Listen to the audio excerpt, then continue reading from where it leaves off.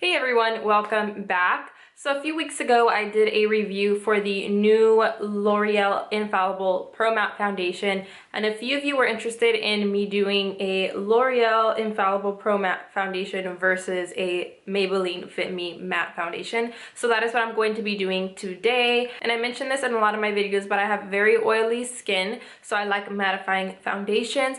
And I also have acne scarring slash acne, so I like full coverage foundations. So these are the two foundations right here. This is the Maybelline Fit Me Matte and Poreless, and this is the L'Oreal Infallible Pro Matte Foundation. I have the Maybelline Fit Me Matte in the shade 310 Sun Beige, and then I have the L'Oreal Infallible Pro Matte Foundation in the shade 108 Caramel Beige. As of right now, the Maybelline Fit Me Matte has 16 shades and the L'Oreal Infallible Pro Matte has 12 shades. So this one has a little bit of a less variety when it comes to color range, but they both have a really light tone and they both have a darker tone. I do watch Glam Twins here on YouTube, and one of them did try out the L'Oreal Infallible Pro Matte, and I think she said that the darkest shade was a little bit too orange instead of it just being a neutral brown shade.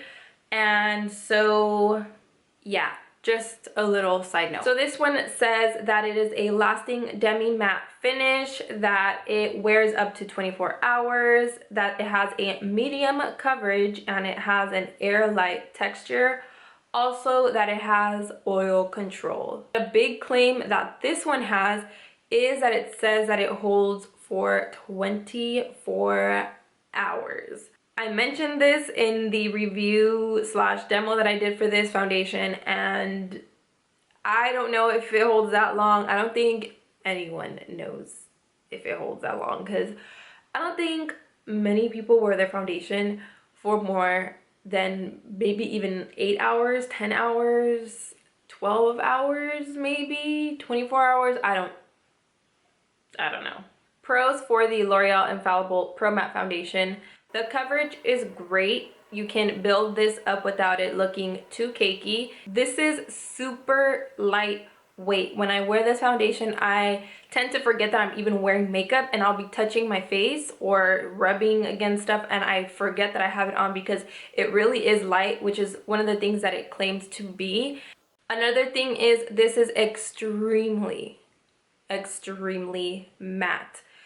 If you're extremely oily like me, it may not be really matte, but if you have normal skin, this thing is really matte. On this one, I also like the applicator because you don't have to touch it with your fingers, you don't have to put it onto your hand, you can just apply it straight from the bottle. I would say that one of the cons is that it's not easy to blend with a brush. At least that's what I found when I used this foundation. I like to use this one with my beauty blender. It's just harder to blend with a brush.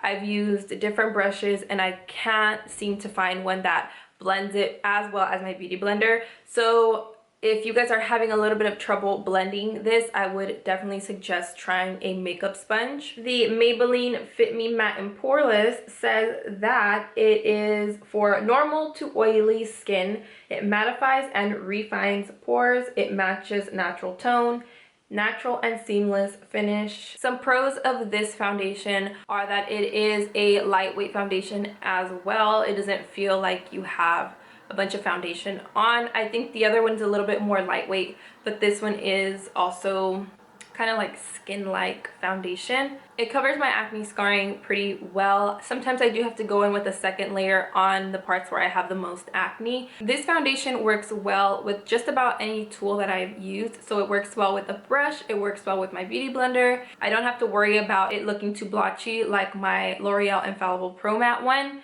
This one blends seamlessly with just about any makeup brush or tool out there.